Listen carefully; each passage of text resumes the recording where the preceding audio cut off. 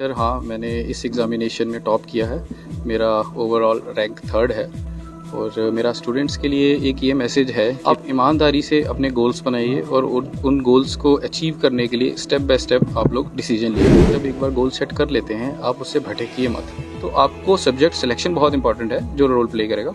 अगर आप सब कुछ काफ़ी अच्छे से करते हैं, आप आंसर राइटिंग करते हैं, तो मुझे लग रहा है कि आप इस एग्ज़ाम को बहुत ईजिली क्रैक कर सकते हैं। तो मैं तो ये बोलूँगा कि मेरी तो पूरी लाइफ ही चेंज हो चुकी थी।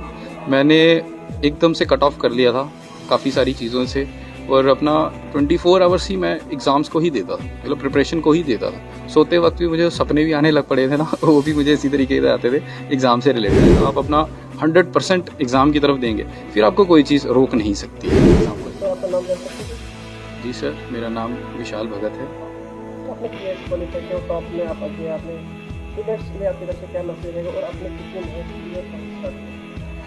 जी सर हाँ, मैंने इस एग्ज़ामिनेशन में टॉप किया है।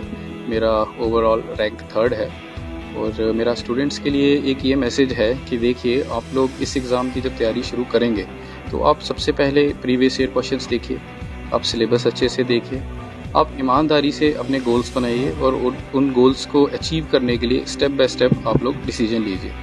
और दूसरी बात ये है कि आप लोग अपना जब एक बार गोल सेट कर लेते हैं, आप उससे भटकिए मत।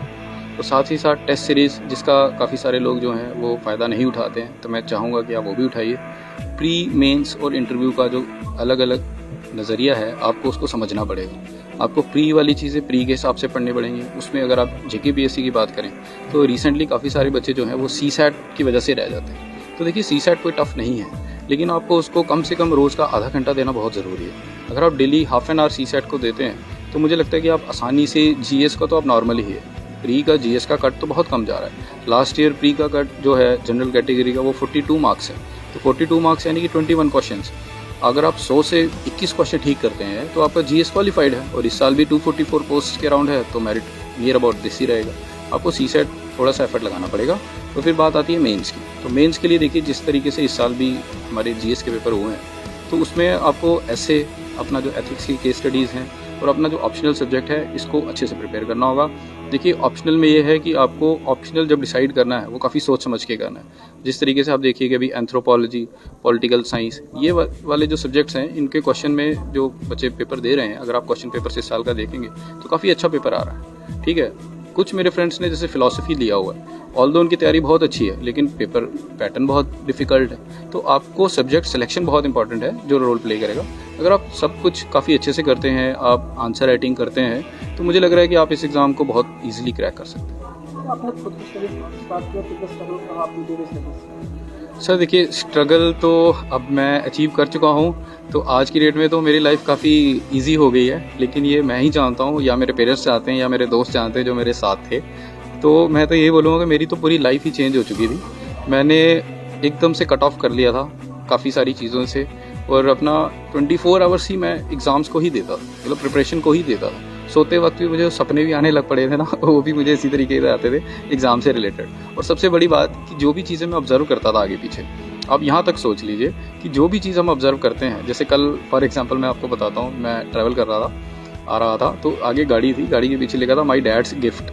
तो मेरे साथ मेरे दोस्त थे, तो उसको मैंने एंथ्रोपोलॉजी के सिलेबस से रिलेट करके उसे पूछ लिया कि आप बताइए कि ये जो डैड्स गिफ्ट इन्होंने लिखा है, एंथ्रो के किस टॉपिक से ये आता है। तो वो नहीं प्रिडिक्ट कर पाए। तो फिर मैंने उन्हें बताया कि एंथ्रो का पेपर 2 का जो ऋण है, हमारा डेप्ट है, सोशल डेप्ट, तो ऋण थ्योरी में हमारे एक पितृ ऋण आता है। तो हम एक तरीके से अपने पेरेंट्स का ऋण चुका रहे हैं। तो ये इस तरीके से जब आप सोचने समझने और आपकी जो सोचने समझने की नज़रिया विकसित हो जाएगा, आप अपना 100% एग्ज़ाम की तरफ देंगे, फिर आपको कोई चीज़ रोक नहीं सकती है एग्ज़ाम क्वालिफाई करने से। सर, आप सबसे ज़्यादा जो सपोर्ट जो है डेली स्टडीज, जी जी इसका सपोर्ट मानते हैं, सबसे ज़्यादा क्लियर किसको ज़्यादा करते हैं? सर देखिए, सबसे बड़ा सपोर्ट जो मैं अपनी पर्सनल दूंगा, तो वो मेरी फैमिली का है और उसमें मेरी मदर का।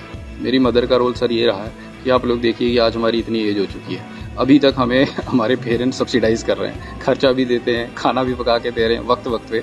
और सबसे बड़ी बात है कि हमारे इमोशंस को समझते हैं।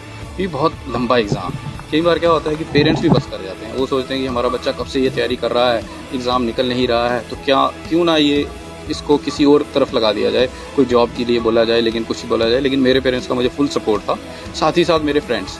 मेरे कुछ जैसे लाइब्रेरी मेट्स थे, मेरे दोस्त थे, मेरे अच्छे दोस्त थे, स्कूल मेट्स थे, उन्होंने सभी ने हमेशा मुझे प्रोत्साहन ही दिया।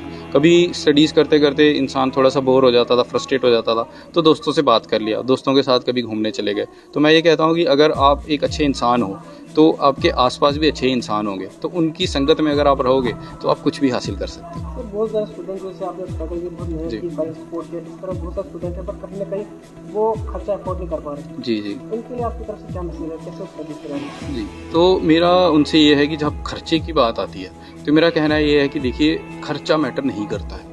आपको क्या करना है, आज की डेट में यूट्यूब में सब कुछ फ्रीली अवेलेबल है। टेलीग्राम एक एप्लीकेशन है जिसमें जनरली लोगों को पता नहीं होता है कि क्या होता है, लेकिन टेलीग्राम जितना एजुकेशन में रेवोल्यूशन ला चुका है ना, इतना कोई नहीं लाया है। टेलीग्राम पे आपको हर एक चीज़ फ्रीली अवेलेबल है, आपको नोट्स अवेलेबल है। मेरा खुद का चैनल है टेलीग्राम पे जिसमें मैं बच्चों को गाइड कर रहा हूँ, आप उससे जुड़ सकते हैं। मेरे टेलीग्राम चैनल में अगर आप टेलीग्राम पे जाके सर्च कीजिए विशाल KS 2021, तो मैं बड़े सारे बच्चों को वहाँ पे भी गाइड कर रहा हूँ। तो ज़रूरी नहीं है कि आपके पास पैसा नहीं है, आप NCERTs पढ़िए, आप यूट्यूब पे टॉपर्स टॉक देखिए, आप प्रैक्टिस करके आप कुछ भी हासिल किए जा सकते। बड़े सारे एग्जांपल्स हैं जिन्होंने खुद सेल्फ स्टडी से भी एग्जाम्स निकाले हैं, तो ये कोई भी हर्डल नहीं होना चाहिए। मेन हर्डल है आपकी सोच की।